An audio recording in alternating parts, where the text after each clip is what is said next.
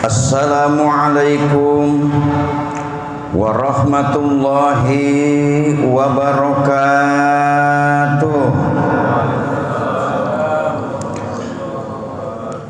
Alhamdulillahilladzi faddala bani adama bil ilmi wal amal ala jami'il alam. Asyhadu an la ilaha illallah khaliqu jami'il alam. Wa asyhadu anna sayyidana Muhammadan abduhu wa rasuluh khairul anam.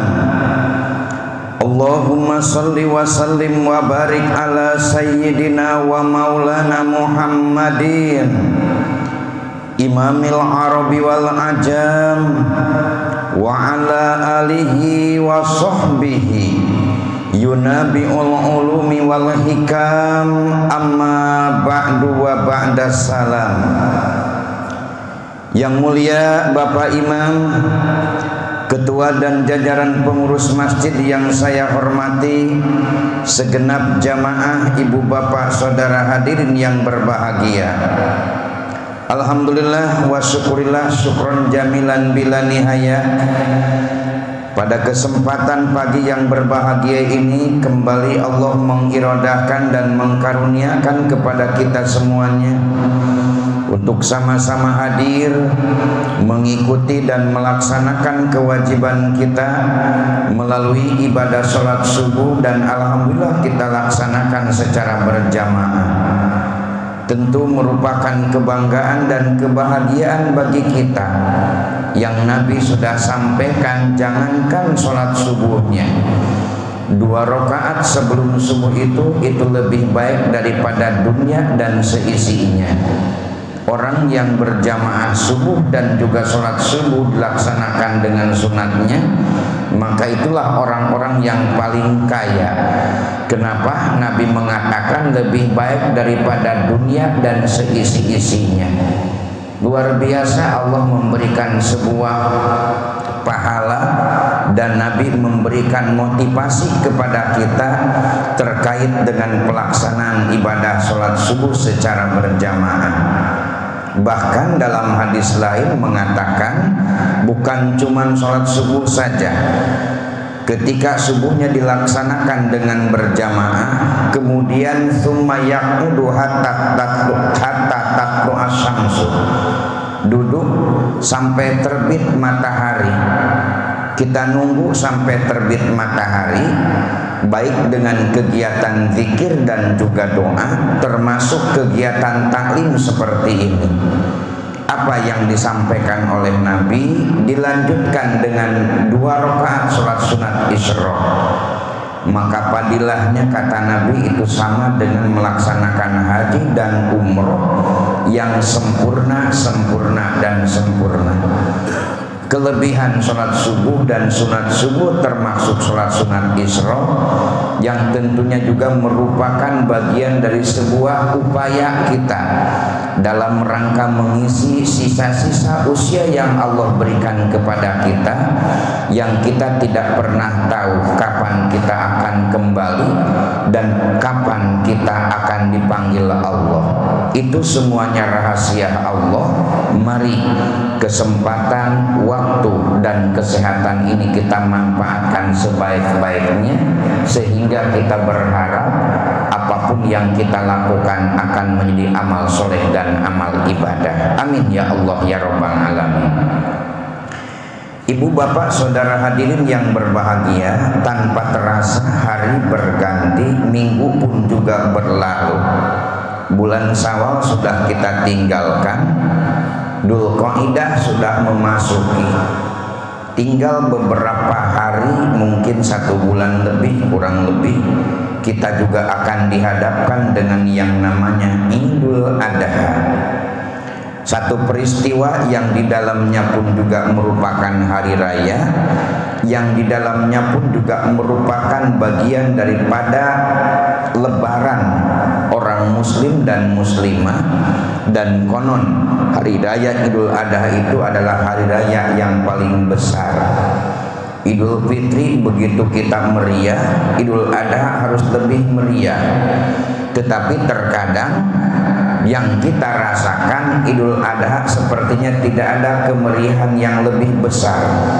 Padahal secara hakikat dan juga secara inti dari perjalanan Idul Adha itu lebih besar daripada Idul Fitri. Namun demikian sangat terasa besarnya Idul Fitri.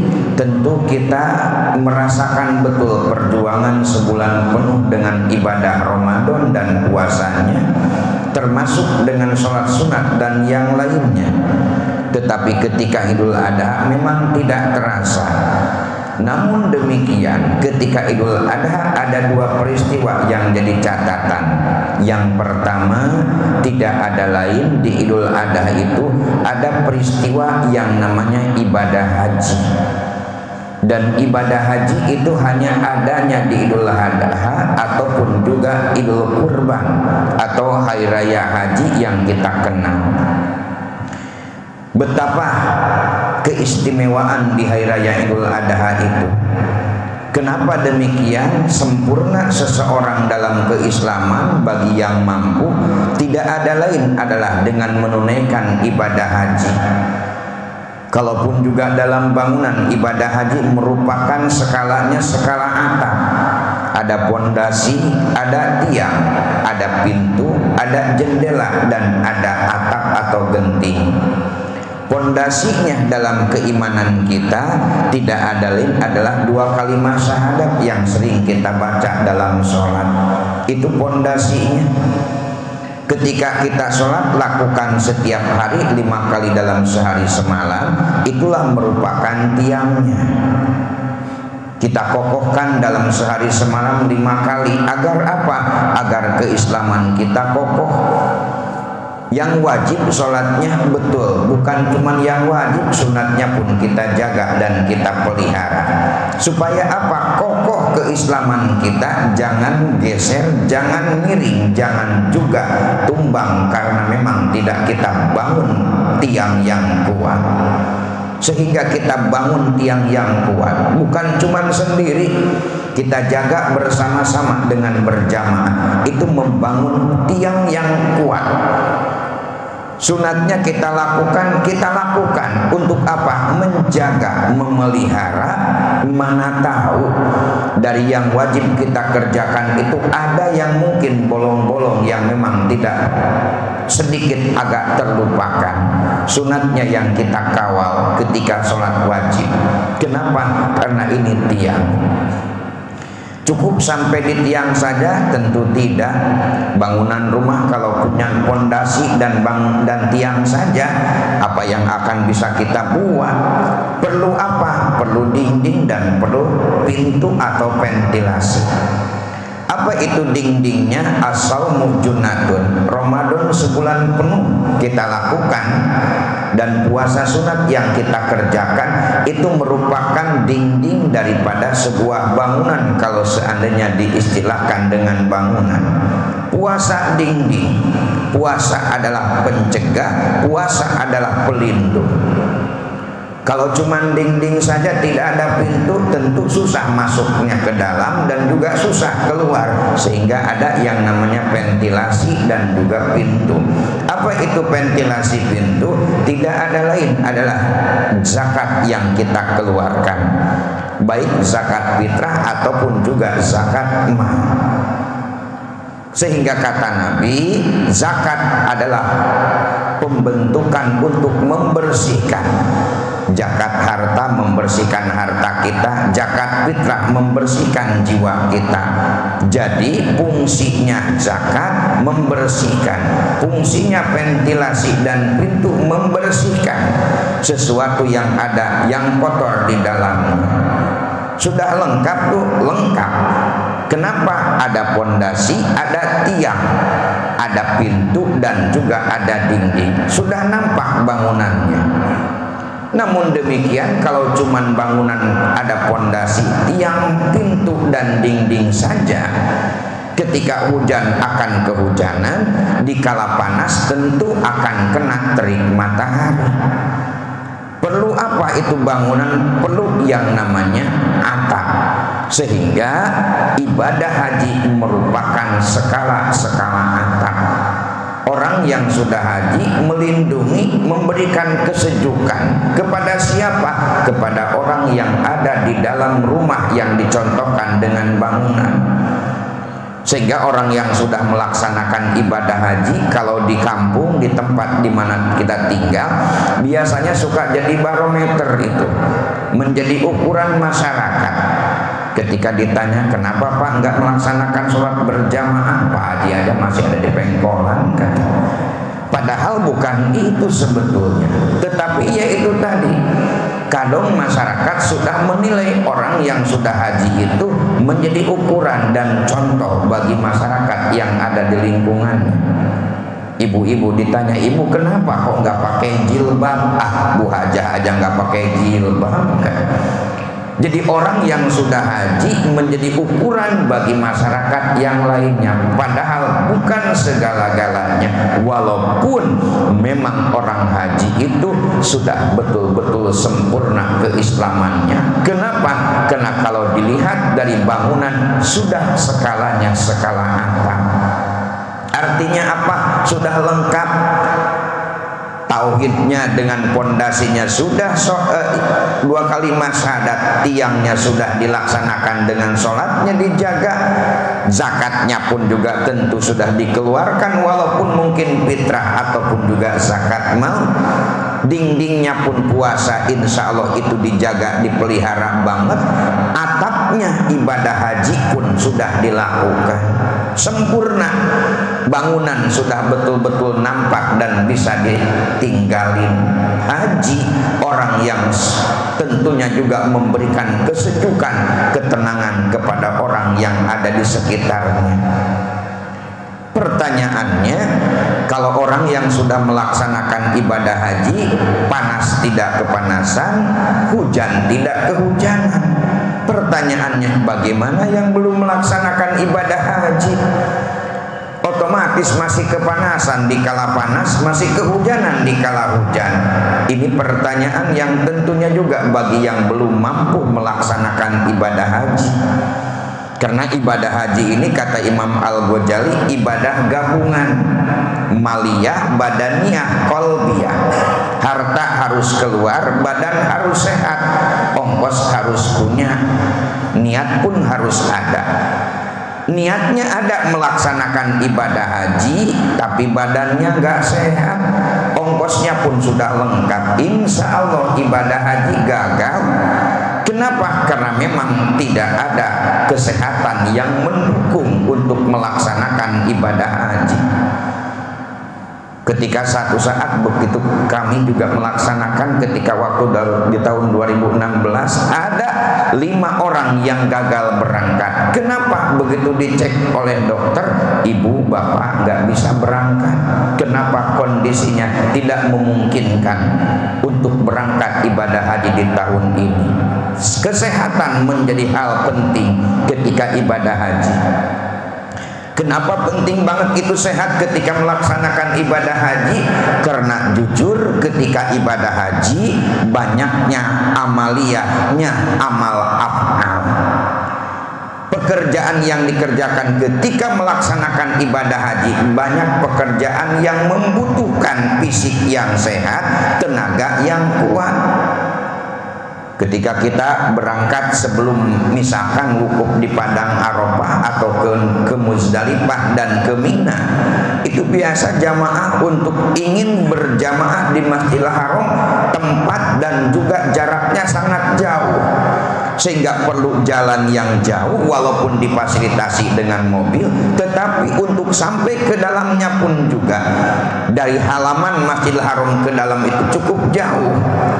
Tidak seperti Masjid An-Nur, dari keluar ke dalam kan cuma beberapa langkah saja, sampai saja.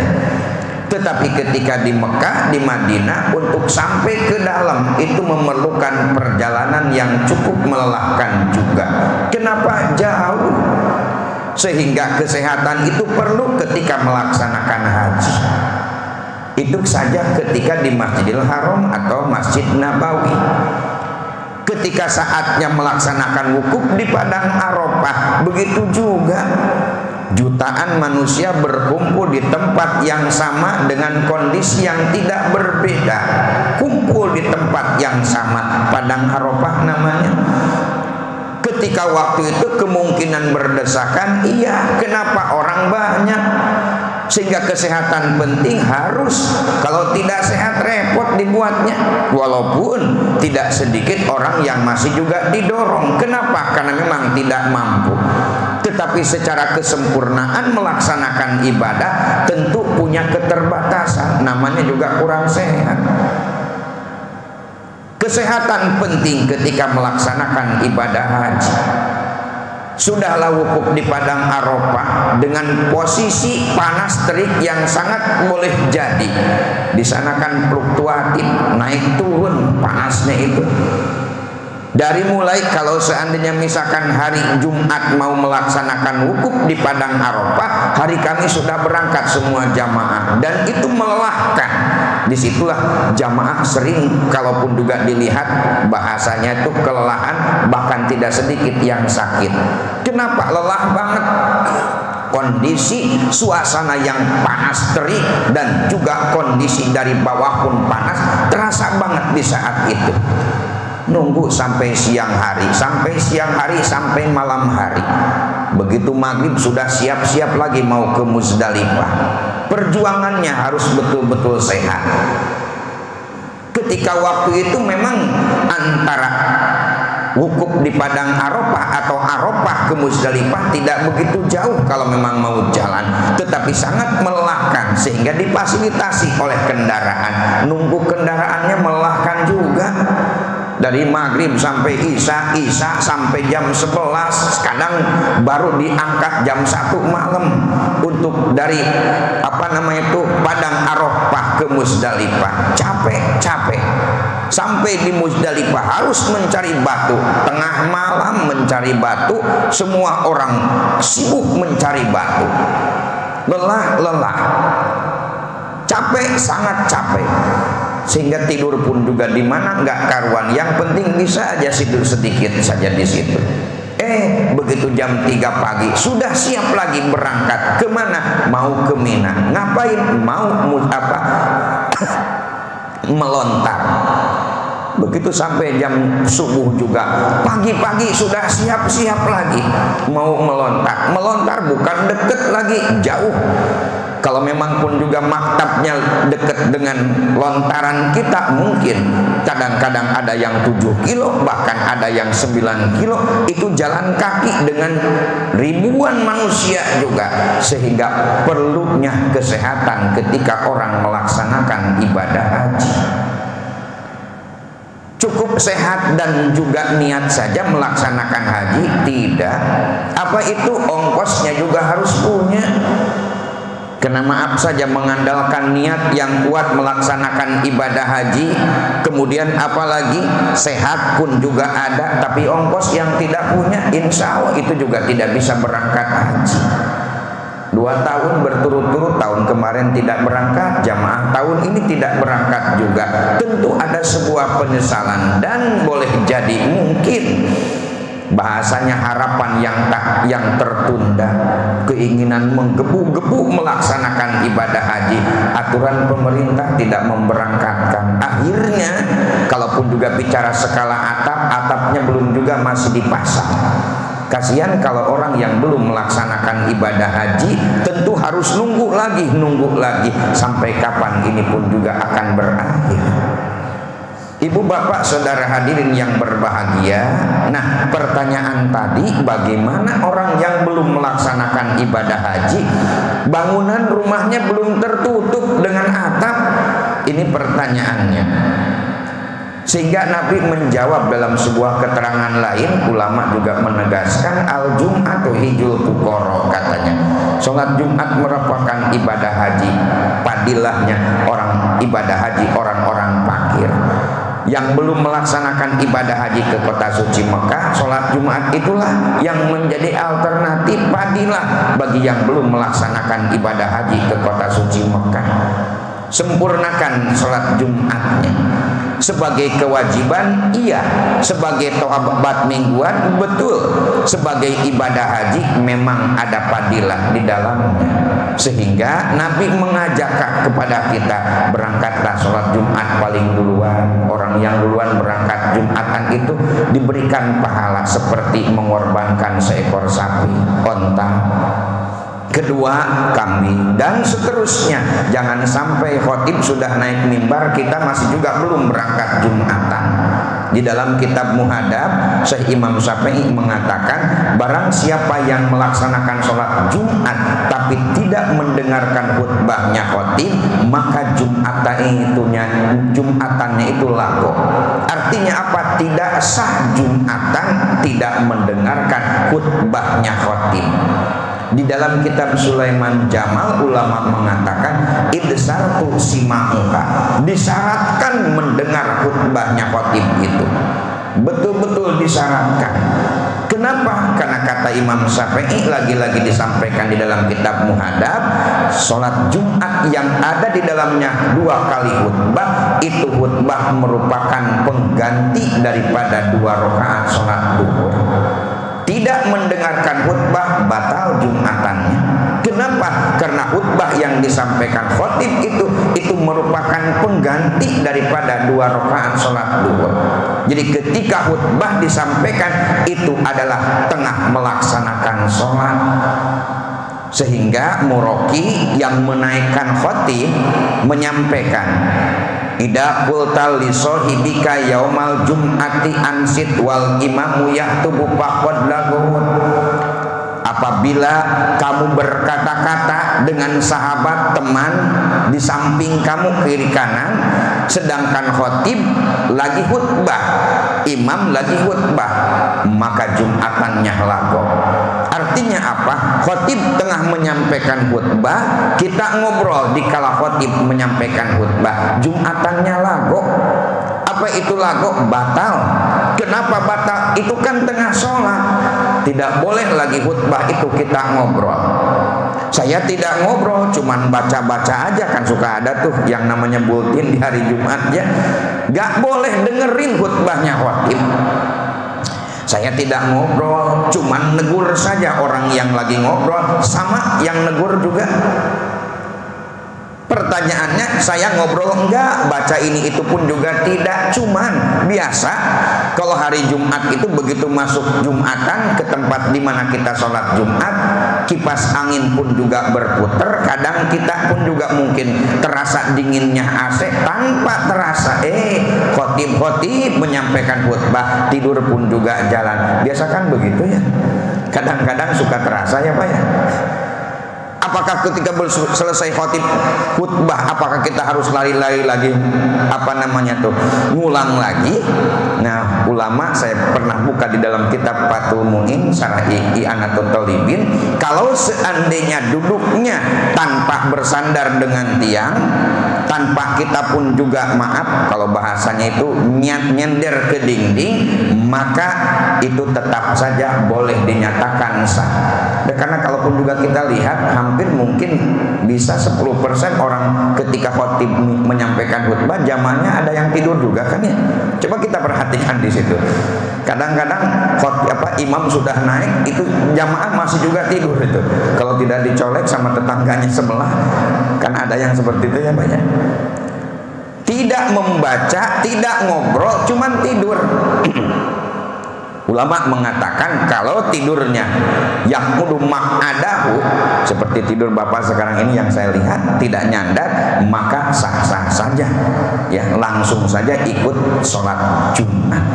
Tetapi yang dijelaskan dalam keterangan itu, apabila berkata-kata, artinya ngobrol ketika di hari Jumat, maka Jumatannya itu lagu, Jumatannya itu tidak sah.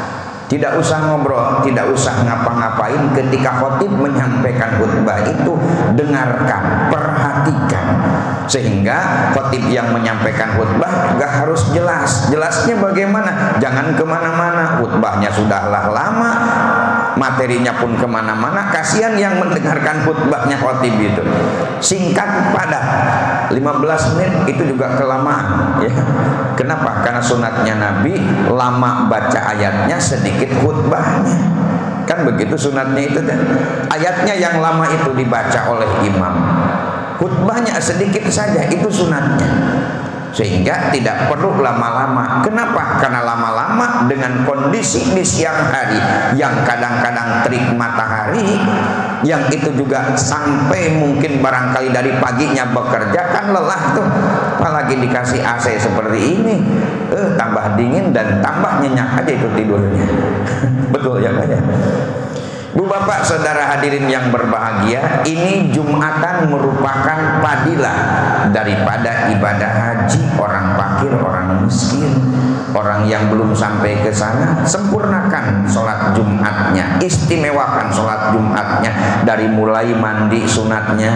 Karena kata Nabi, apa namanya itu, goslu yaumal jum'ati wajibun ala kulli muhtalimin. Mandi di hari Jumat itu sunat muakkad. Bagi siapa? Bagi orang yang sudah balik dan berakal. Yang sudah berakal dan balik, mandi di hari Jumat itu hukumnya sunat. Utamanya bagi orang yang mau melaksanakan sholat Jumat itu sunat muakkad, mandinya saja sunat muakkad. Saya kan tidak sholat Jumat, kata ibu-ibu, sunat itu mandinya di hari Jumat. Jadi mandi itu ada yang mubah, ada yang sunat, ada yang wajib. Yang sunat kapan? Ketika mau sholat Jumat. Yang sunat kapan? Ketika mau sholat sunat Idul Fitri. Yang sunat kapan? Ketika mau sholat sunat Idul Adha. Itu sunat mandi itu dianjurkan oleh Nabi. Mau sholat Jumat, sunat mandi dulu. Mau sholat Idul Fitri, sunat mandi dulu. Mau sholat Idul Adha, sunat mandi dulu. Itu yang sunat. Yang lain mubah. Sore mandi mubah, mau mandi silahkan, tidak mandi juga nggak apa-apa. Subuh misalkan mau mandi boleh, tidak mandi juga nggak apa-apa, mubah hukumnya. Ketika kita misalkan tidak punya hadas, baru kalau punya hadas barulah itu hukumnya wajib. Nah, mandinya saja di hari Jumat itu sudah sunat. Berangkatnya lagi luar biasa, tadi disampaikan duduknya di masjid paling duluan, iktikaf disebutnya luar biasa lagi. Baca sholawat di hari Jumat 40 kali, baca sholawat di hari Jumat, maka kebutuhan seminggu yang akan datang Allah akan cukupkan. Orang yang membaca sholawat di hari Jumat 40 kali di hari Jumat dan malam Jumat, istimewa banget hari Jumat dan malam Jumat itu. Sehingga Nabi pesan kepada kita, istimewakan hari Jumat agar fadilah ibadah hajinya bisa terlaksana dan bisa didapatkan. Pertanyaannya juga, kalau bapak-bapak bisa melaksanakan ibadah haji dengan sholat Jumat, ibu-ibu yang tidak berangkat haji ke kota suci Mekah bagaimana juga, pengen juga dapat fadilah melaksanakan ibadah haji. Kenapa? Karena memang ibadah haji kan ongkosnya juga nggak ada, cuma niat saja. Dari dulu juga ada niat tuh, keinginan tuh memang kuat, cuman berangkatnya saja yang memang tidak mampu. Sedangkan bapak-bapak ada alternatif, ada opsi, ada pilihan untuk bisa melaksanakan haji dengan sholat Jumat. Bagaimana dengan ibu-ibu? Saya pernah buka juga ada keterangan yang mengatakan seorang istri yang menyambut kedatangan suami di hari Jumat dan mencium kening suami di hari Jumat, maka padilahnya seperti mencium Hajar Aswad di kota Mekah. Pertanyaannya, pernah bapak dicium hari Jumat sama ibu? Belum pernah. Mudah-mudahan ibu yang hadir bisa nanti, ibu ingin dapat padilah mencium Hajar Aswad, pulang bapak cium ya. Atau ibu yang mungkin barangkali hadir pagi ini, alhamdulillah Jumat depan dipraktekkan sama bapak. Bapak yang hadir nggak kaget, oh ibu ingin dapat Hajar Aswad kata bapak. Tapi bapaknya yang tidak hadir subuh ini, begitu ibunya nyium kaget ke bapaknya. Kenapa ibu cium-cium tumben-tumben, biasanya nggak mencium? Ibunya bilang, Pak, Hajar Aswad, daripada ke Mekah ongkosnya mahal, nggak sampai-sampai, ya udah ini aja lah. Itu padilah bapak ibu ya. Haruskah dilakukan? Kenapa tidak kalau memang ada kesempatan? Ini ketika melaksanakan ibadah haji. Jadi yang kedua, selain ibadah haji di Idul Adha itu ada yang namanya pelaksanaan ibadah korban. Dua peristiwa, ibadah haji besar, peristiwanya besar. Yang kedua, peristiwa yang sangat besar tidak ada lain adalah ibadah korban. Korban ini adalah ibadah yang memang diawali oleh Nabiullah Adam alaihissalam. Ketika Iklimah Labuda mau nikah dengan Habil dan Qabil, kan bingung tuh. Sebagian keterangan Iklimah dan Qabil ini kelahiran sorga. Labuda dan Habil ini kelahiran dunia. Artinya prosesnya ada yang dari sorga, ada yang dari dunia. Iklimah dan Qabil ini termasuk ganteng dan cantik luar biasa. Tapi Habil dan Labuda memang itu proses dunia. Ketika pernikahan di saat itu memang harus disilang. Ya, Iklimah nikah sama Habil, Labuda nikah sama Qabil. Artinya apa? Disilang pernikahannya. Karena memang disilang, Labuda ini kurang begitu cantik. Kalau bahasa kitanya, walaupun memang paling cantik kan Labuda, Iklimah dan Labuda. Karena waktu itu baru berapa orang? 4 orang, 5, 6 orang manusia yang ada di dunia ini. Perintah Allah, Iklimah nikah sama Labuda yang proses hasil sorga dan proses dunia. Labuda nikah sama Qabil, itu Labudanya proses dunia, Qabilnya proses sorga. Disilang pernikahannya. Qabil tak terima. Kenapa? Karena Labuda ini tidak begitu cantik seperti Iklimah. Protes sama Nabi Adam. Ayah, kenapa ini ditukar seperti ini? Saya kan lahir dengan Iklimah yang dua-duanya pun juga paling tua, paling cantik dan paling ganteng, kata Qabil. Sedangkan Habil dan Labuda ini kan keduanya baru, dan itu maaf saja prosesnya kalau dunia itu hasil daripada dunia. Nabi Adam mengatakan ini perintah Allah, harus dilaksanakan karena perintah Allah. Kata Qabil juga masih memprotes, nggak bisa. Kata Allah, hei Adam, perintahkan kepada keduanya untuk melaksanakan korban, ibadah korban. Dilakukanlah. Ada yang namanya Qabil, korbannya itu dengan tumbuh-tumbuhan dan palawija ditaruh di atas gunung yang tinggi. Habil pun juga melakukan yang sama. Kata Nabi Adam, kita lihat mana yang diterima dari korban kalian berdua. Ternyata yang diterima itu adalah Habil. Jadi Habil nikah dengan Iklimah, Qabil menikah dengan Labuda. Akhirnya bagaimana? Ini perintah korban sudah diawali dari Nabi Adam. Karena memang Qabil tidak menerima dengan keputusan yang diberikan oleh Nabi Adam. Akhirnya bagaimana? Terjadilah pembunuhan Qabil terhadap Habil. Karena Habil korbannya diterima Allah, sedangkan Qabil tidak diterima Allah. Mulailah pembunuhan diawali dari dua putra Nabi Adam alaihissalam, antara Qabil dengan Habil. Habil yang dibunuh oleh Qabil. Ini pelaksanaan korban sudah diawali dari Nabi Adam, sehingga ibadah korban itu ibadah yang paling awal, termasuk sholat, dan juga ibadah korban itu ibadah yang paling awal. Ada 3, sholat, ibadah korban, dan puasa itu ibadah dari awal Nabi Adam sudah ada. Kemudian selain daripada itu, para nabi dan para rasul semuanya ibadah korban, termasuk yang kita contoh Nabiullah Ibrahim alaihissalam. Dalam Quran mengatakan, wa idzibtala Ibrahim rabbahu bikalimatin fa'atammahunna.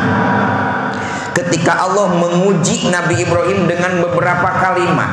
Kalimat di situ tidak ada, adalah cobaan. Beberapa cobaan Allah berikan kepada Nabi Ibrahim di usia 80 tahun, yang ketika waktu itu pisau belum ada yang tajam seperti sekarang. Perintah hitam diperintahkan kepada Nabiullah Ibrahim alaihissalam. Usia 80 tahun, kulit sudah mengkeriput, pisau belum ada yang tajam, ada perintah untuk menghitan Nabi Ibrahim. Karena ini adalah perintah Allah, Nabi Ibrahim pun hitan sendiri di saat itu. Kenapa? Karena ada perintah Allah untuk hitan. Kemudian apalagi perintah Allah yang keduanya, membangun Ka'bah, meninggikan posisi Ka'bah. Dengan Nabi Ismail, perintah ini dilakukan oleh berduanya dengan sempurna, terutama oleh Nabiullah Ibrahim alaihissalam. Perintah yang ketiga, yang ini agak sedikit kontroversi.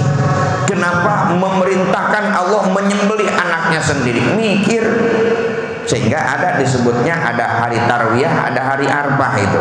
Hari Tarwiyah bingung Nabi Ibrahim, ini mimpi dari Allah apa dari setan? Kenapa malam ke-7 di bulan Dzulhijjah itu Nabi Ibrahim mendapatkan mimpi, upi binadrika ya Ibrahim, hei Ibrahim, lakukan nadar kamu. Dulu kan kamu pernah bilang, karena belum mempunyai anak waktu itu, kalau saya punya anak, jangankan harta, benda, onta dan juga kambing, anak pun kalau Allah perintah sembelih, saya sembelih.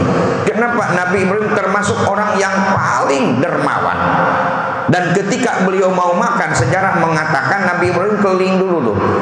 Cari siapa? Cari teman untuk bisa menemani makan. Makan saya sampai nyari orang itu Nabi Ibrahim. Itu kisahnya Nabi Ibrahim itu mau makan cari orang. Untuk apa? Supaya bisa menemani beliau makan. Nabi Ibrahim, jadi kalau mau makan tuh nyari orang dulu itu, biar banyak orang yang makan dengan beliau. Saking dermawannya, sehingga sejarah mengatakan beliau mengorbankan 100 ekor onta. Kemudian apalagi 300 juga sapi. Kemudian apalagi 1000 ekor kambing. Dikorbankan, dibagikan semuanya. Otomatis manusia kan juga kalau lihat seperti itu kaget. Oh, kok dermawan banget Ibrahim ini. Muncul ucapan, muncul pun juga sanjungan. Baik banget Nabi Ibrahim ini, memang dermawan banget Ibrahim ini. Semua orang berkata seperti itu. Kalaupun juga banyak yang muji, yang muja, yang nyanjung seperti itu, Nabi Ibrahim manusia juga, muncullah sifat basariah. Apa kata Nabi Ibrahim? Kalau cuman segitu saja nggak jadi masalah kalau buat saya. Jangankan itu, anak kalau memang punya, Allah suruh sembelih, saya sembelih, kata Nabi Ibrahim waktu itu. Kenapa? Karena belum punya anak. Ngomongnya enak. Tidak lama kemudian Allah menitipkan putra tercinta yang menjadi nabi dan jadi rasul, Ismail namanya. Akhirnya bagaimana? Begitu punya anak, di malam ke-7 di bulan Dzulhijjah, Allah perintahkan upi binadrika Ibrahim, penuhi nadar kamu Ibrahim. Malam ke-7 mimpi itu tidak begitu diperhatikan. Mimpi mungkin bunga tidur, kata Nabi Ibrahim. Malam ke-8 mimpi timbul lagi, datang lagi. Ubi binadrika ya Ibrahim, hei Ibrahim, nadar kamu lakukan. Nah, hari ke-8-nya bingung Nabi Ibrahim, disebutlah Tarwiyah. Tarwiyah itu bingung memilih, ini mimpi datang dari Allah pada dari setan. Kalau datang dari Allah kok tega banget harus nyembelih anak sendiri. Kalau dari setan mungkin iya itu setan nyuruh menyembelih anak saya. Bingung Nabi Ibrahim, sehingga disebutlah hari Tarwiyah. Sunat bagi kita melaksanakan puasa di hari yang ke-8. Tarwiyah disebutnya. Karena memang pun juga ini bingung, malam ke-9 mimpi lagi dengan mimpi yang sama. Upi binadrika, hei Ibrahim, nadar kamu lakukan dan laksanakan. Sehingga kan nadar itu ada yang wajib, ada yang memang tidak wajib. Contoh, nanti kalau punya anak laki-laki, saya nadar hitam, saya akan undang, bukan ustadz kondang, tapi bukan ustadz kandang, tapi ustadz kondang. Nah, misalkan niat seperti itu, nadar seperti itu, begitu hitam wajib itu nadarnya dilaksanakan. Kalau saya keterima di perusahaan ini, saya nadar puasa 3 hari berturut-turut, maka ketika diterima wajib puasanya dilaksanakan. Kenapa? Itu nadar yang baik. Si saya sekarang lagi hamil berapa bulan? 6 bulan. Kemudian kalau saya punya anak laki-laki, nanti nadar saya puasa 7 hari. Begitu bro baiknya lahir laki-laki, maka suaminya wajib melaksanakan puasa 7 hari berturut-turut. Kenapa? Itu nadar. Tapi nadar bagaimana kalau seandainya seperti ini? Kalau saya nanti punya anak perempuan, nikah, wah udah, saya akan ngundang ben wali misalkan. Pas begitu saatnya tiba punya jodoh anak kita, dulu pernah nadar saja, kalaupun juga menikahkan anak, ada wali ben misalkan, ataupun juga apa saja, maka wajib untuk tidak dilaksanakannya kalau memang itu untuk ketidakkebaikan. Ketika misalkan nadarnya ketidakkebaikan. Nah, Nabi Ibrahim nadarnya seperti itu. Malam ke-9 datang lagi mimpinya. Disebutlah hari yang ke-9 itu hari Arafah, puncak ibadah haji. Al-Haju Arafah, Arafah Al-Haju. Haji itu adalah Arafah. Arafah itu adalah puncak ibadah haji. Orang yang melaksanakan haji wajib wukuf di padang Arafah. Orang yang wukuf di padang Arafah itulah momentumnya ibadah haji. Al-wukuf al-haju, al-haju al-wukuf. Wukuf itu adalah haji, haji itu adalah wukuf. Kalau tidak wukuf di padang Arafah, walaupun satu kloter, satu pesawat, satu kamar, tidak wukuf di padang Arafah, maka hajinya tidak jadi. Disebutlah hari yang ke-9 hari Arafah. Kenapa? Kesimpulannya Nabi Ibrahim tahu mimpi ini dari Allah, bukan dari setan. Yakin, asal kata Arafah yang merupakan tahu banget ini mimpi, yakin dari Allah datangnya, bukan dari setan. Sehingga di hari ke-10 tanpa mikir panjang udah laksanakan. Bilang sama Siti Hajar, mandikan anakmu, kemudian sisirkan yang bagus, lalu kasih minyak wangi, lanjut pakai baju yang bersih. Mau dibawa kemana? Mau bertamu. Oh begitu, istrinya Hajar ya udah perintahkan.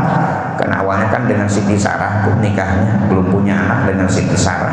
Dicarikan oleh Siti Sarah, bang, kok kita belum punya anak terus ya? Iya, memang mungkin Allah belum mengirodakan saja. Bagaimana kalau saya cari isi lagi yang baru buat abang? Kata Siti Sarah kepada Nabi Ibrahim. Senang banget ya Siti Sarah nawarinnya begitu. Kata Nabi Ibrahim, gak usah lah, udah kamu aja. Tapi kita gak punya anak-anak, bang. Kata Nabi Ibrahim, gak usah. Selanjutnya udah saya carikan, kata Siti Sarah. Begitu dicarikan Siti Hajar yang memang punya anak ya. Begitu di saat mau penyembelihan diperintahkan Nabi Ibrahim, mandikan, minyak wangi, baju yang rapi, sisirkan. Mau kemana? Mau berangkat melaksanakan bertamu. Pisau di tangan kanan, tali di tangan kiri. Nabi Ibrahim bawa ke satu tempat namanya Mina.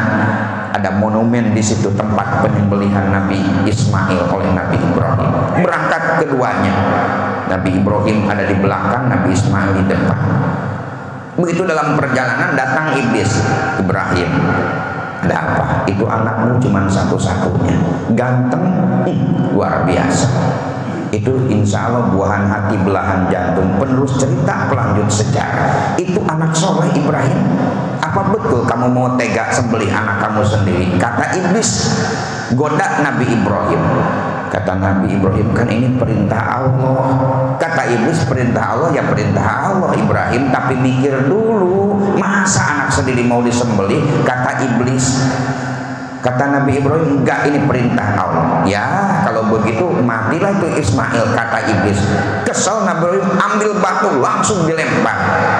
Lemparan pertama Jumratul Ula disebutnya. Karena tidak berhasil kepada Nabi Ibrahim, datang kepada Nabi Ismail. Litikin Ismail, ada apa? Kamu mau dibawa kemana? Ya nggak tahu, mau bertamu. Bukan, kamu mau disembelih. Lihat aja, tangan kanan bapak kamu bawa pisau, tangan kirinya bawa tali. Itu pisau untuk nyembelih, talinya untuk ngikat.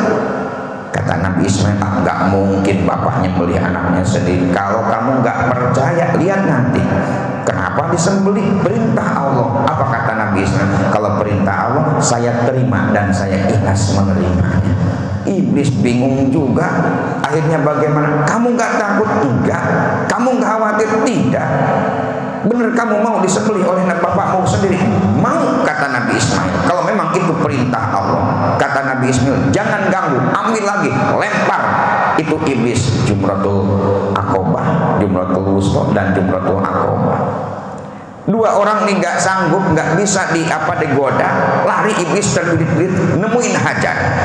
Hajar, ada apa? Iblis, karena memang udah kenal mungkin. Ada apa, Iblis?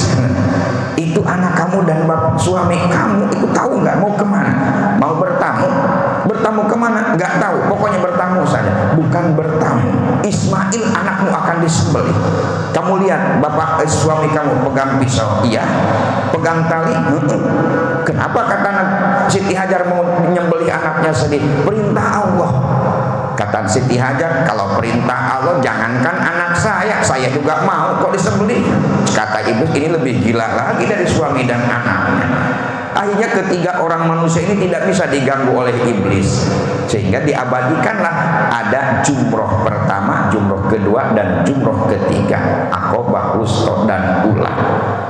Jadi abadi itu sampai hari ini. Ibadah haji itu tidak ada lain adalah awalnya dari Nabi Ibrahim alaihissalam. Sampai di tempat penyembelihan, akhirnya komunikasi anak dengan bapak. Tapi singkatnya saja, Ismail dengan rela perintah Allah lakukan, laksanakan, tidak usah mikir panjang. Bapak, kalau bahasa kita, Nabi Ibrahim pun juga karena memang ini perintah Allah, begitu pisau yang tajam di leher Nabi Ismail sudah nempel, dibitulah Allah membukakan pintu langit. Kata Allah, hei malaikat, kamu dulu pernah mengatakan manusia itu suka bermusuh-musuhan, suka mengalirkan darah karena memang kedoliman. Sekarang saksikan dan lihat, Nabiku Ibrahim Khalilullah dan Ismail calon Nabi dan Rasul sekarang akan disembelih oleh bapaknya karena memang mengikuti perintahku. Kamu lihat dan kamu saksikan, itu darah dagingnya, itu adalah anak yang pertama, dan anak cuman satu-satunya. Karena memang untuk mendekatkan diri kepadaku, dia rela untuk mengorbankan anaknya sendiri. Dia berani untuk menyembelih anaknya sendiri. Kamu lihat, hei para malaikat, dibukakan pintu langit oleh Allah. Semua melihat, menyaksikan bagaimana Nabi Ibrahim ketika mau menyembelih putranya. Gak canggung lagi. Allahu Akbar, Allahu Akbar, Allahu Akbar, kata Nabi Ibrahim. Kalimah takbir ini disambut oleh malaikat Jibril. Kata malaikat Jibril, Allahu Akbar, walhamdulillahi katsira wa subhanallahi bukratan wa asila. Di ujungnya lagi Nabi Ismail pun juga menjawab la ilaha illallah wahdah, dan seterusnya. Akhirnya bagaimana? Tidak kejadian. Kenapa? Karena itu cuma nyoba saja Allah akan keimanan Nabi Ibrahim. Cintanya kepada harta dan anak lebihkah dengan kepada Allah? Ternyata cinta Nabi Ibrahim kepada Allah lebih besar ketimbang cinta kepada anak dan harta.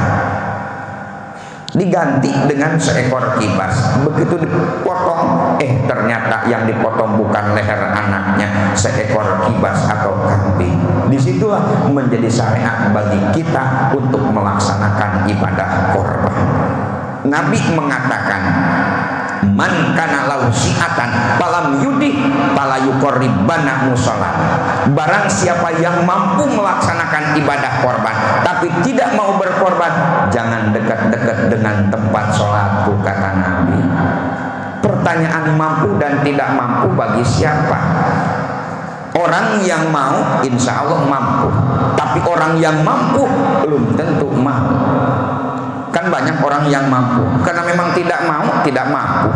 Tapi orang yang tidak mampu tapi mau melaksanakan korban, banyak kita membaca di media sosial, media elektronik ataupun juga media cetak, pemulung yang hasil penghasilannya gak menentu, mau melaksanakan korban, nyicil dia, nabung dia, sampai dituntun itu kambingnya diserahkan kepada imam masjid atau panitia korban untuk dikorbankan, padahal penghasilannya nggak jelas, penghasilannya tidak menentu, kategori miskin, kategori bisa jadi fakir, tapi karena mau melaksanakan ibadah korban mampu.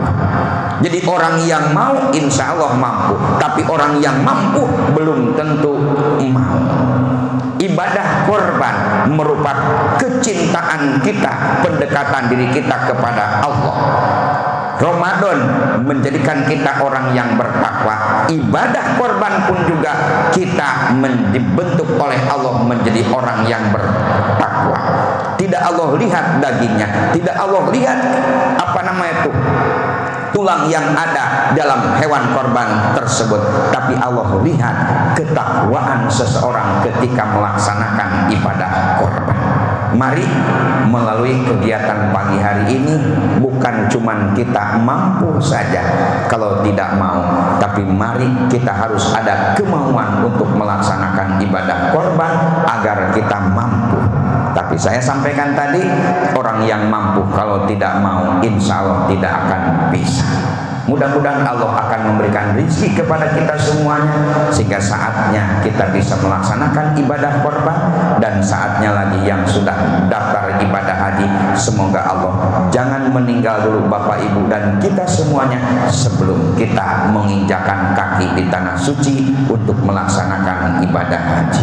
Amin ya rabbal alamin. Barangkali demikian yang bisa saya sampaikan. Terima kasih atas segala perhatian dan mohon maaf atas segala kekurangan. Wabillahi taufiq wal hidayah wal afu minkum. Assalamualaikum warahmatullahi wabarakatuh.